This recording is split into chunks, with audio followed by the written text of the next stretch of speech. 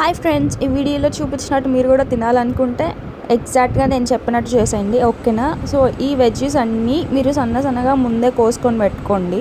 Onions, tomatoes, పచ్చిమిర్చి, cabbage and ఒక egg.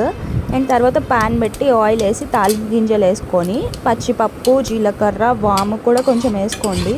నాకు టేస్ట్ కోసం నేను వేసుకున్నాను. సో అవి కొంచెం ఫ్రై అయిన తర్వాత ఇట్లా గార్లిక్ చితగొట్టుకొని వేసుకోండి. తర్వాత పచ్చిమిర్చి, ఉల్లిపాయ వేసి కొంచెం సాల్ట్ వేసి ఫ్రై చేసుకోండి. సాల్ట్ వేస్తే ఏంటంటే ఫాస్ట్గా ఫ్రై అవుతుంది. అలా ఫ్రై అయిన తర్వాత ఇంకా మిగిలిన వెజ్జీస్ ఏమేమి ఉన్నాయి, క్యాబేజ్ అండ్ టొమాటో కదా. సో నెక్స్ట్ అవి కూడా వేసేసి ఫ్రై చేసేసుకోవాలి.